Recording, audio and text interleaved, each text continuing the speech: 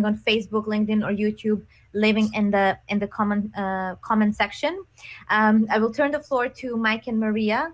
As we've heard some encouraging news a few days ago from our Director General that globally number of cases is declining for 5 weeks in a row. So they will walk us through the epidemiological picture at the moment and to tell us where the cases are going down and what's happening. Good afternoon, Mike, Maria. Thank you for finding the time to be with us in your busy schedules. It's much appreciated for answering the questions of our social media followers. Good. Hey, Alex. Hi, Maria. Would you like to start with where are we with cases? Yes, sorry. And sorry for the technical difficulties for all of us on our side here and making you guys wait. Yes, I mean, the global situation remains mixed. As we've been saying over the last many times we've done these Facebook lives, these social media lives, we have seen some good trends. In the last 5 weeks, we've seen a decline in case incidents and case numbers, and we're also starting to see a decline in deaths. In the last week, I'm looking at my cheat sheet over here in our weekly epidemiologic report that was published yesterday. You can see in that, and that's on our website, that there's been a 16% global reduction in case numbers in the last 7 days. And we've really seen a decline in almost all regions of WHO regions, with the exception of the Eastern Mediterranean region, which saw a slight increase.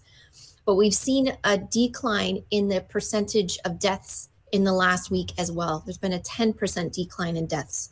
But if you look at the global picture, it's really dominated by a handful of countries that are showing a rapid decline in cases. But the picture at the regional level is mixed. And of course, within some countries, not all countries are seeing the same rates of decline. So these are good trends that we're seeing, but it's really important that we don't become complacent, that we still work really hard to make sure that we are driving case numbers down as low as we can. The other encouraging sign is that even in countries that have seen some of these virus variants that have been detected in the United Kingdom, in South Africa, and also in Brazil, these variants are circulating in other countries. We're also seeing a decline in countries where the variants are circulating. And this means that this virus, including the virus variants, can be controlled with public health and social measures, with the measures that you and I and our families take every single day. And that's really good news, but we really need to make sure we stay focused and we continue to drive those numbers down. Thank you, Maria. Mike, what is your reflection and what do we need to continue doing to see the number of cases going down? Well, it's great. First of all, it's great to see the declining trend. As I said before, when epidemics trend down, it's never all our doing. I mean, there are some natural patterns to disease transmission and spread, some seasonality and other issues, but certainly ordinary people deserve huge credit for what they're doing to reduce the chance of this disease transmitting from person to person. And that's working. And that's working even in the face of the emergence of variants with some increased transmission capacity. So it shows that the measures we currently have in our hands are working. The current declines are not a result of vaccination yet. They're really more the work that every individual around the world is doing to try and reduce their own risk and reduce the risk of to others. So take a bow world. You're doing this. The virus may be helping a little in terms of its own seasonality. We're getting better at doing that. But we've also had these, very serious lockdowns and stay-at-home orders and everything else. We're paying a heavy price for getting this level of control. The question now is whether we can come out of these heavy measures into a more sustainable way of controlling the transmission of this virus. A new way of doing business that's a little bit more agile, getting our kids back to school, getting our social sort of enterprises back, our social services, our mental health services, and other really important things, while maybe still foregoing some of the things we want to be doing. And that's going to be the next, I think, phase. The other thing I think is vaccines are a real addition over the coming months. We hope, and we hope this will happen all over the world. that vaccines will start to reduce deaths and hospitalizations in vulnerable individuals and in our healthcare workers. And once we stop the death and the images of ventilation and overcrowded ICUs, and people not being able to access oxygen when they need it, if we can get through that by using vaccination to prevent the worst infections, then we'll have more choices around what we want to do next in terms of opening up our societies.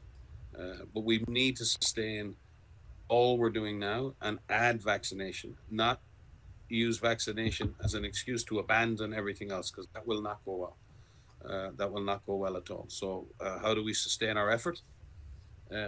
Open those parts of our life, like education, that are so badly needed, and then use vaccination in a very strategic way to reduce the death and suffering all over the world. Thank you very much, Mike.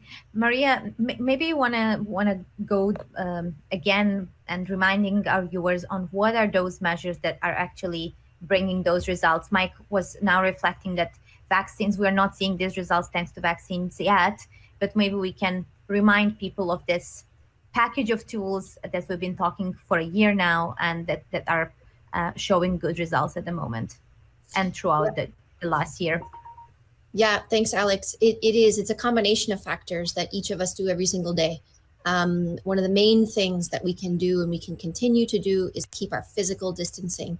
And I think you know, and many know, that WHO doesn't say, we don't say social distancing, we say physical distancing, because it's about keeping physically distant from people while remaining socially connected. It's about good hand hygiene. It's about keeping your hands clean throughout your day. It's about wearing a mask and making sure that you're wearing a mask appropriately, making sure you cover your nose and your mouth with clean hands, making sure that if you adjust your mask, you clean your hands. When you take off your mask, you clean your hands, and you dispose of that mask if it's single use properly, or if you can wash it, you wash it appropriately. Making sure that you practice respiratory etiquette, sneezing into your elbow, making sure you open a window and a door in a room, making sure you improve the natural ventilation in rooms.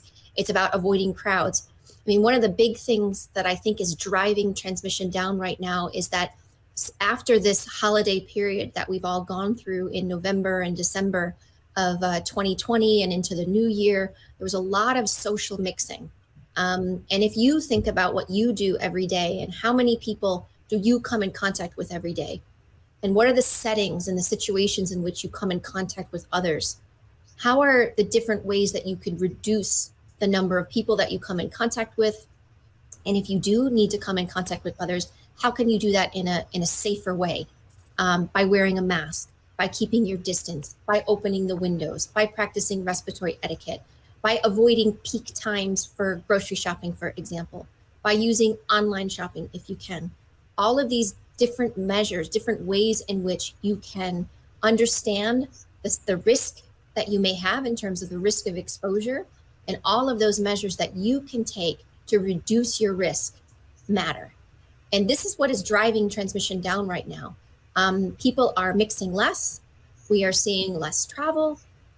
We are not seeing families come together like many did over the holiday periods. And this is what is working to prevent the virus from spreading from me to you, to prevent my family from infecting your family, for example. And all of these measures we need to continue to adhere to as vaccine and vaccinations roll out. Vaccination will be another incredibly powerful tool that we will have in our toolkit, that we now have in our toolkit, but it is not widely available. And right now we need to make sure that vaccines and vaccinations reach those who are most at risk, who are health workers and who are people of advanced age. Those are the individuals who need priority for the vaccination all over the world, not just in a few countries. So lots that we can do, Alex. You've heard both Mike and me and the DG say this a lot. We will continue to say it because we need to remind everybody that we have some power in what we do every single day. So know your risk and use that information and the tools that you have to lower your risk every day. Thank you, Maria. And even though we see this encouraging news, it's still not the time to get relaxed and to stop practicing those measures. But it's been over a year and people are getting tired. So what is your advice? How you motivate yourself and you try to motivate people around to keep up with all these measures, keeping the distance, wearing masks, cleaning hands every day again and again. And even when you feel low and you want to see your friend or a family and you want to give a hug, but you don't do it. So how we can boost our motivation every day to keep up? Mike, you want to start? It's tough. I was actually just reflecting on what you were saying, Alex, and just how tough it is reminding yourself to do the right things, and maintain that physical distance and wear the mask and wash hands and do all those things that we're expected to do. And yes, the mechanical things are reasonably easy to just continue to do. I think the hard part is the separation from family and not having those close personal relationships. I've seen my kids 3 times in 14 months, and it's I miss them more than they miss me. But it's about minimizing the risk, and and it's tough. It's not easy. Everyone, we're paying a high price for this, but the price of doing nothing is higher, and that's the problem. And in life, that is sometimes what we face. Sometimes we just have to continue to do things to and to try and sustain that in as best we can. I think there is light at the end of the tunnel. I think the prospects of opening up a little more are coming as we need to control the death and the hospitalizations. We need to stop that being a reality of our lives. And I think once we can get that stopped, then we can sustain our behaviors a little. I think we can begin to control transmission a little better. We will have more vaccines. We will get second and third generation vaccines. I believe we will have develop even better treatments. And when we have better treatments and we have better vaccines and we have better access to vaccines, then we'll have much greater choices about how we have to live in future. And I think the thing that's really hurting us all right now is that just that inability to gather socially, be it in your home, be it in your garden, be it in a restaurant. That's really affecting people's lives in a very deep way. And it doesn't matter which country you're in. It's not being able to engage with each other in the way we expect. We are social animals. We are entirely social animals. So it is tough. There's no easy answers. I'd like to just say to you that there is no other way right now than us sustaining those behaviors, committing ourselves to continuing to do that, to protect ourselves and others, and then hoping that we can get enough vaccine out to enough people so we can stop the death and suffering. Thank you, Mike. Maria, how do you motivate yourself and people around you to keep up with the measures? Well, I think the key word that you have there is motivation. What is it that motivates you? And whatever that is, hold that close. For me, what motivates me is, thinking of my friends and family and my husband and my children and the life I want them to have.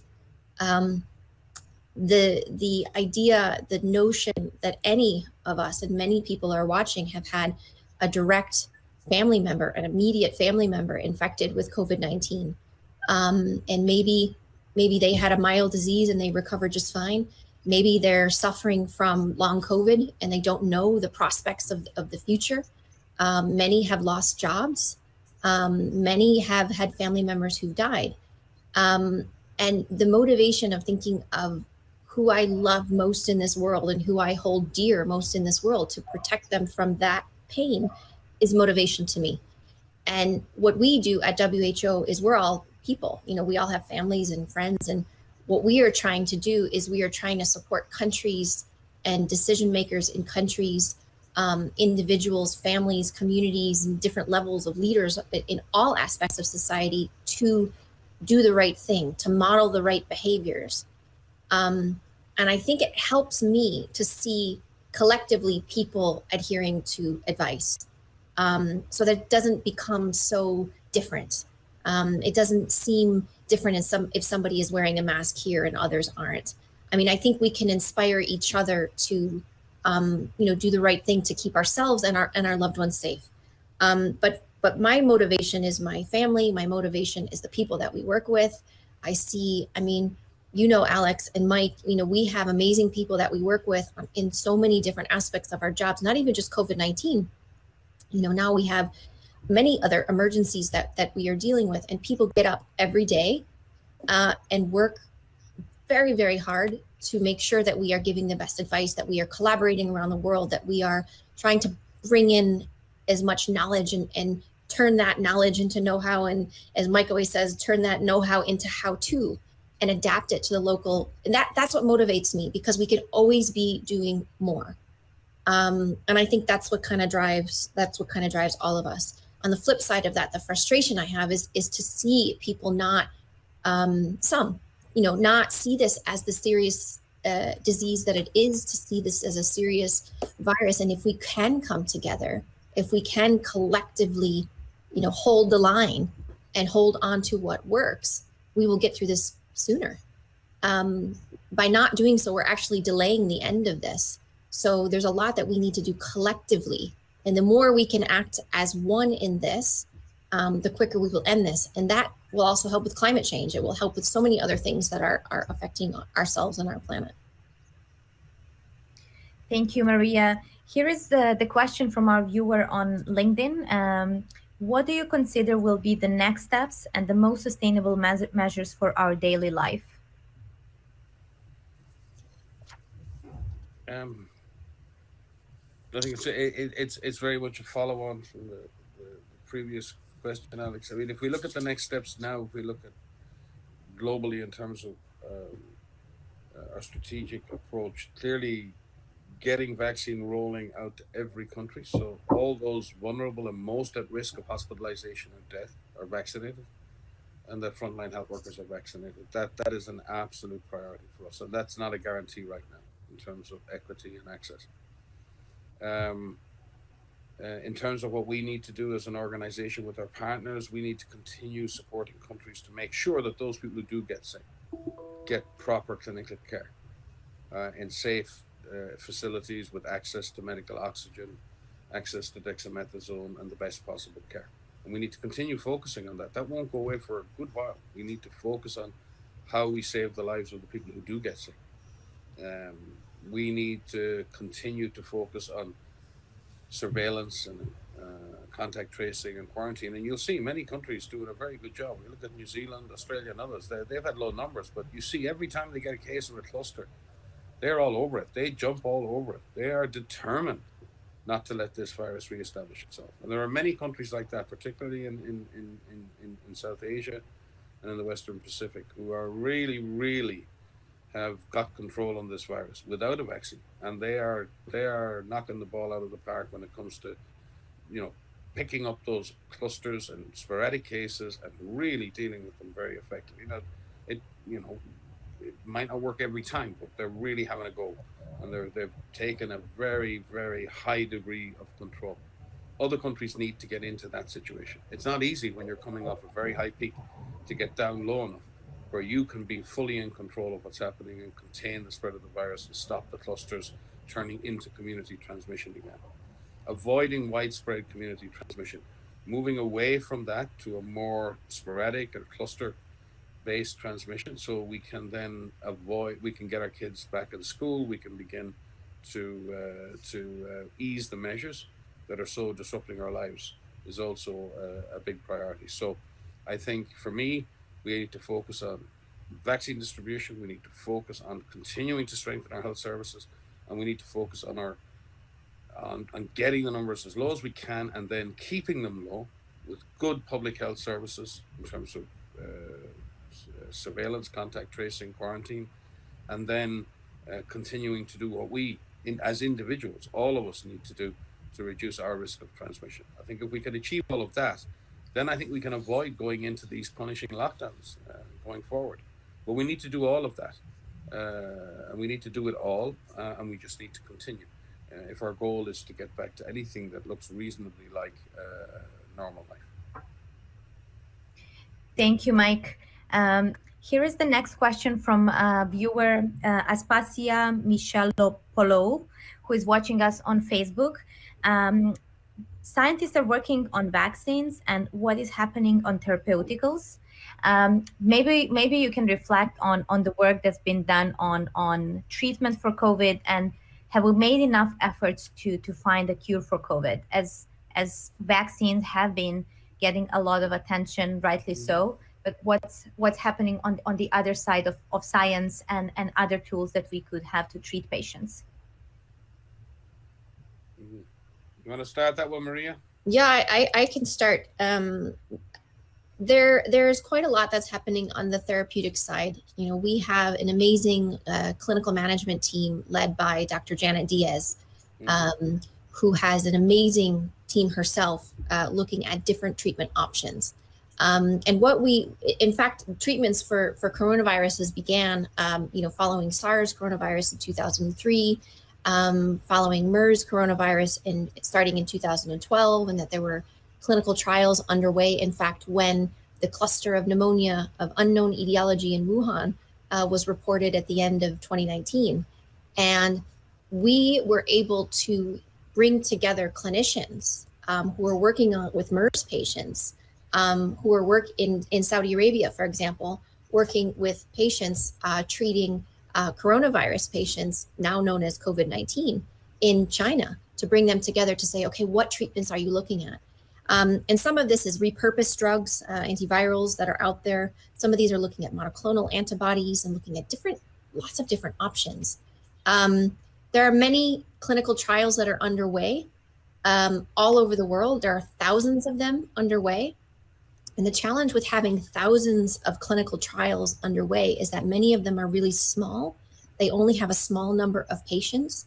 And so if they're evaluating treatment A, and they have a small number of patients, and another clinical trial has another small number of patients, and they're looking at treatment B, we don't get the answer to, does this work? Is it safe and effective fast enough?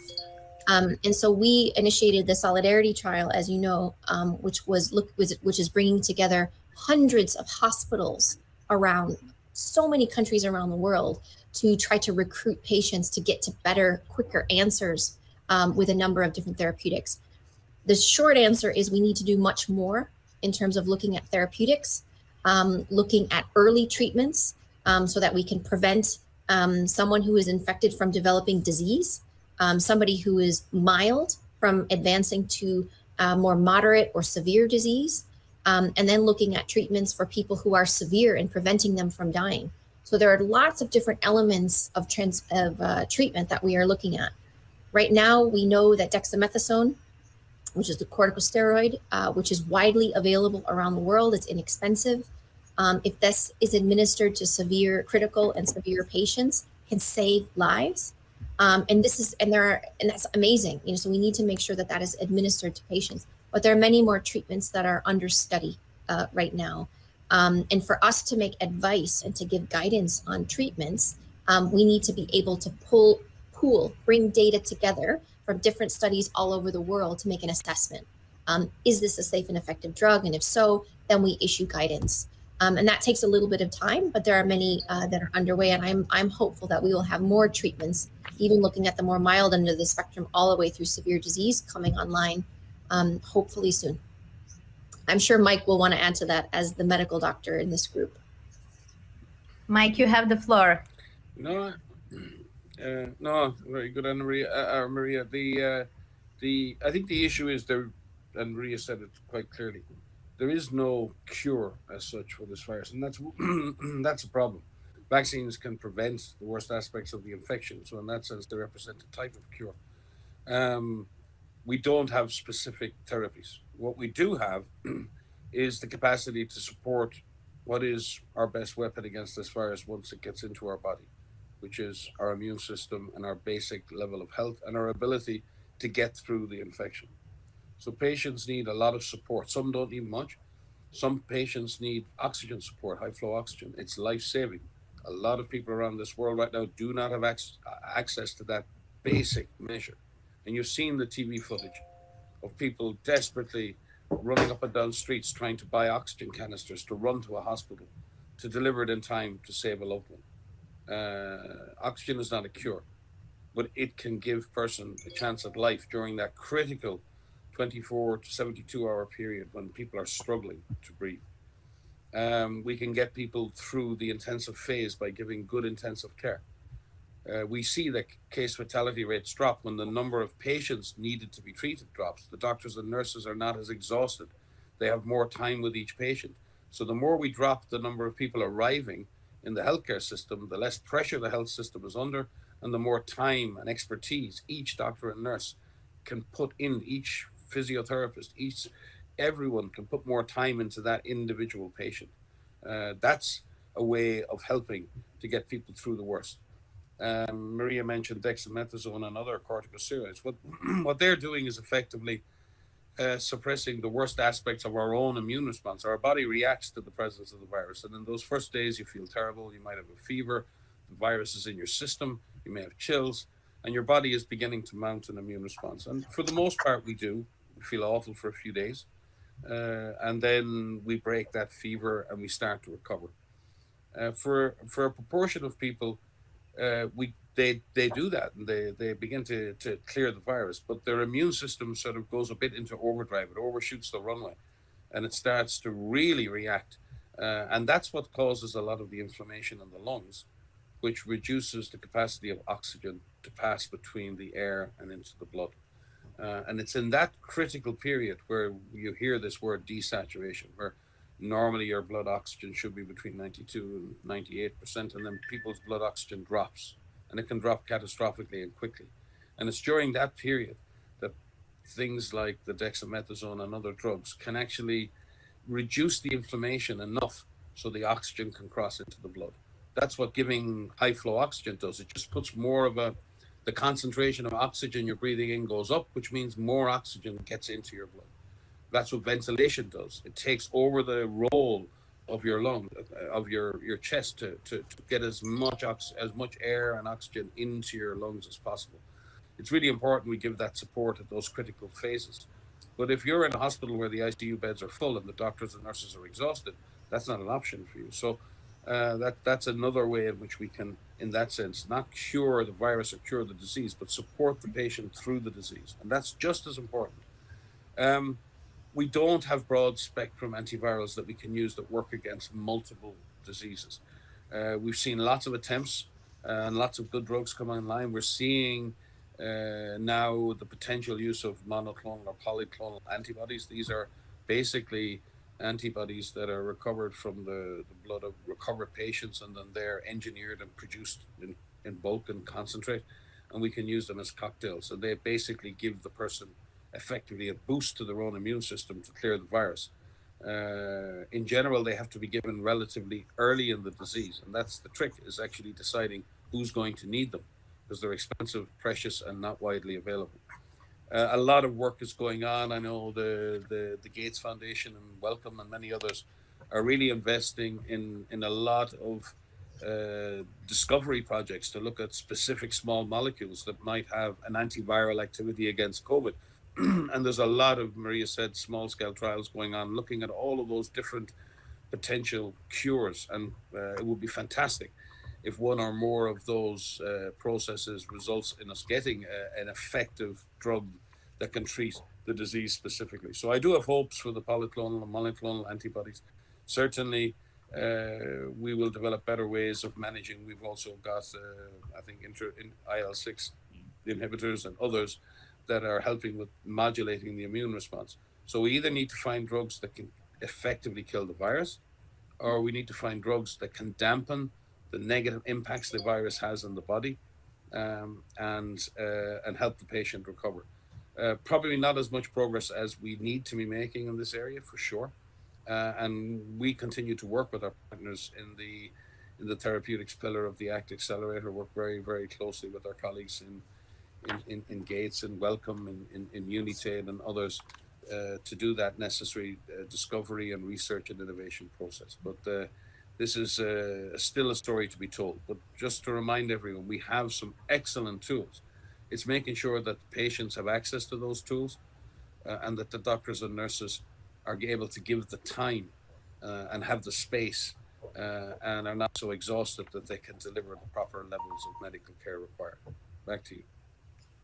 Thank you, Mike. And I'm glad you mentioned as well the importance of health workers not being exhausted, so that they can pay attention to every patient and support them in the best possible way. Because our one of our viewers is asking if WHO is working on a plan for a comprehensive guidelines to deal with first responders burnout and rotation. That is a great question. In fact, we are working on that, because it's not just about giving health workers, guidance on how to care for patients, making sure that they have the right PPE. It's all about the work environment that they are in, and making sure that they are supported in the workplace as well as outside of the workplace. I think we've seen too many health workers be stigmatized for the work that they do, and in some situations, treated very badly for the work that they do in terms of caring for COVID-19 patients. And on the other hand, we've seen in some countries, health workers, celebrated, and in most countries, health workers celebrated for the work that they do. But it is important that they have a safe working environment, that they have opportunities to make sure that they have training, that they have rest periods, that they have adequate PPE. I think, in the beginning of this pandemic, we were really struggling with personal protective equipment, making sure that we had enough personal protective equipment, gowns, gloves, goggles, etc. And we worked very hard with our partners to increase production capacities for essential personal protective equipment, and working with many partners to ship this around the world, to get into the hands and in use, proper use by health workers around the world. That has improved dramatically over the last year, but it's still not fixed. And we still need to make sure that we work hard to ensure that our health workers are protected and that they have that safe work environment. So yes, we are working on that to make sure that the occupational health and safety of health workers is assured, in addition to the trainings.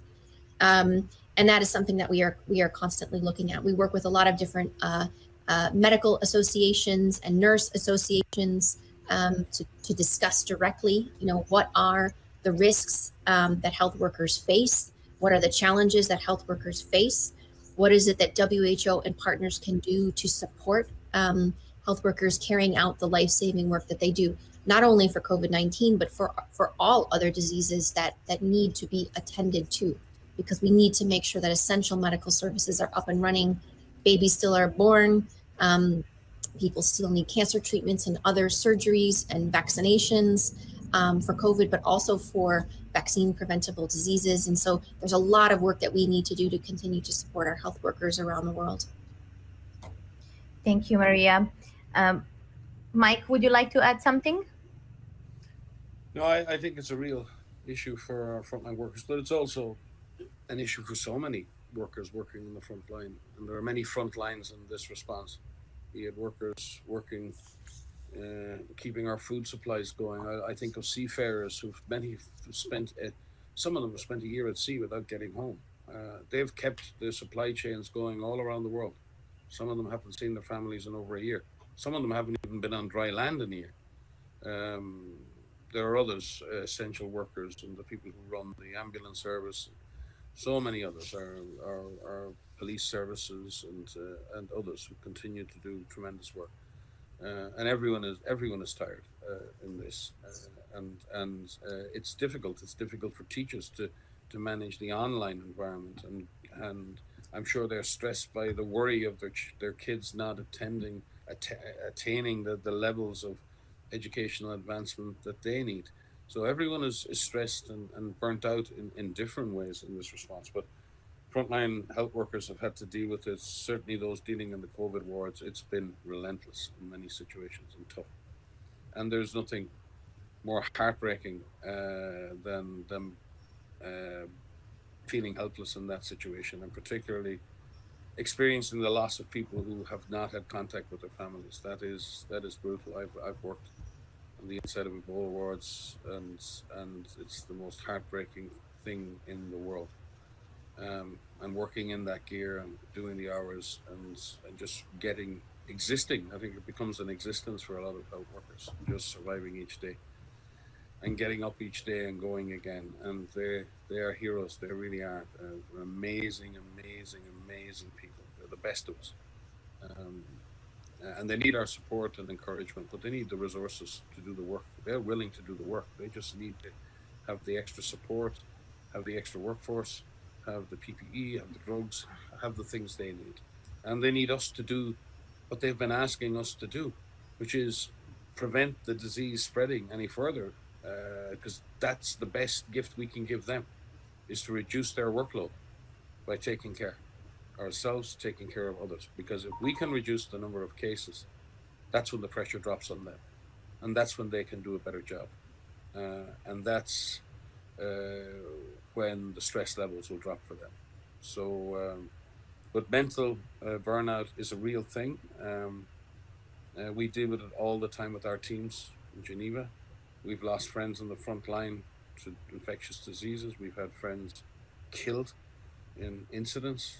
Healthcare systems are being increasingly attacked around the world, not just from COVID, but we've seen attacks on healthcare facilities, not as accidents, but as perpetration of terrorist or warlike acts. And it's just, it's not acceptable. Health workers are under more pressure now than they have ever been in the past. We've underfunded, under-resourced healthcare everywhere, north and south. Healthcare workers have borne the brunt of that, and let me remind you that 80% of healthcare workers around the world are women. They are the ones who drive and deliver our health service. And yet, when we design PPE, we tend to design it for men. So what way around is the world? We have a health service delivered by women, but designed for men. So there are lots of things we need to fix, and there are lots of stressors on our healthcare workers. It's not just COVID. COVID is almost like a last straw for many of those frontline workers working in underfunded and under-resourced services. Some of them have broken with that, and I've come back from the field on different occasions, and it's a dark night of the soul to have to deal with the levels of exhaustion and regret, and dealing with the sorrow and dealing with the tragedy of what they're witnessing is something they're going to need help to recover from. They're going to need psychosocial and other supports to process what they've been through and what they've witnessed. But they will continue to serve because they are who they are. As I said, they're the best of us.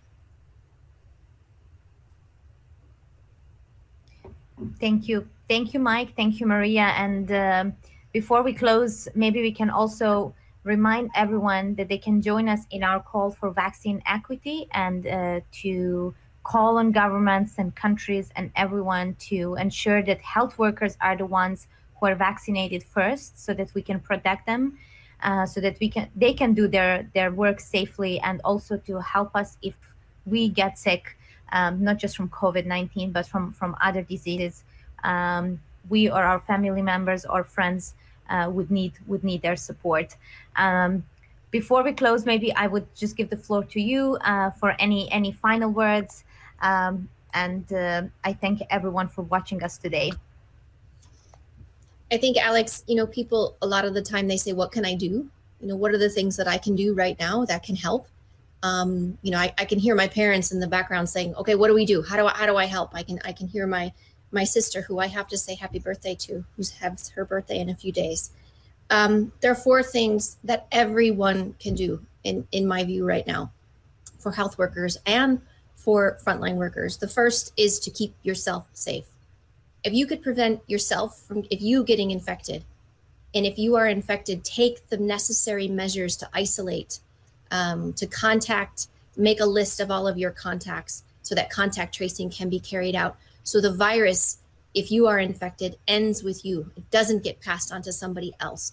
That is the single most thing you can really do to not only drive down transmission, but it does, as Mike said, reduces the burden on the health system. The second thing you can do is help someone out. Health workers, teachers, many frontline workers are working ridiculous hours. They're tired, they are exhausted. One of the most touching things I saw when I was in China in February last year, a year ago, Were neighbors helping health workers of dropping off groceries outside of their door? Or at the time, there were neighbors that were going into a health worker's home and cleaning up their house or watching their child. Pick up the phone and give a call and say, you're doing a good job. I've got my son's rainbow behind me of good job. You're doing a good job. That support, that verbal, that physical, that support is needed. The third thing you could do is promote vaccine equity and donate and to different places that will collect money or that for health workers or for people in need or for vaccination. And the fourth thing that people can do is innovate. I think that we are seeing a lot of really cool innovation related to PPE. As Mike said, PPE is designed for men. It's not designed for women's bodies. It's not our faces and our bodies. And a lot of it is really uncomfortable. And if you have to wear it for long periods of time, or you have to wear it for extended periods of time because we don't have enough to use more. We've seen some really interesting innovations for, face shields and different types of masks that can keep health workers safe and can keep essential workers working. So there's a lot that we can do in different aspects of this pandemic. So don't sit back and think, oh, poor them. Think about, how can I get engaged? What can I do? How can I rally the support for health workers around the world, and take some action? Thank you, Maria. Thank you very much. This was very, very good closure. Mike, would you like to add something before we close for today? As usual, what she said. I think I can't do better. I can't do better than Maria. The future is in our hands. We have to take the heat out of this pandemic. We have to reduce the death and suffering that's been associated with it. We have the tools to do that. We can get back to something that looks like a normal existence for us all. If we focus on doing what we can at individual level, at community level, if governments continue to support their communities, continue to support vaccine equity, then we can do this. But we all need to come out of this together. This is a real moment for the world. We cannot leave anyone behind. If we're going to address the bigger threats of the future, like climate change and social justice, and we're going to deal with the threat of pandemics. These are all potential threats, but they're also on the other side of that, a fairer world. I want to see a healthy planet, healthy animals, healthy people in a fairer world. And we're being tested now. Are we prepared to take the first steps towards that better world together by doing what we need to do individually, at communities, at government, at international level? And I think we're making some of that journey. We're making some good choices. We're making progress, but we're not there yet. We're making progress. And we need to stay that course. I know how tough that is to say. It scares me to say it to myself, because I can tell you we're tired too. But we get up every day and we move on. I keep quoting Nelson Mandela, I think what he said, that's do not judge me by the number of times I fall down, but by the number of times I get back up again. And I think that's what we have to do. We just need to keep getting back up and keep pushing and stay the course. Thank you, Mike. Thank you, Maria. Thank you for your time today. I thank all our viewers for watching us, for asking their questions, for following our advice, for staying the course and keeping up with all the measures we need to do to stop this virus, to save lives, and to protect health workers and our loved ones from getting sick. Thank you, everyone, and until next week, stay safe.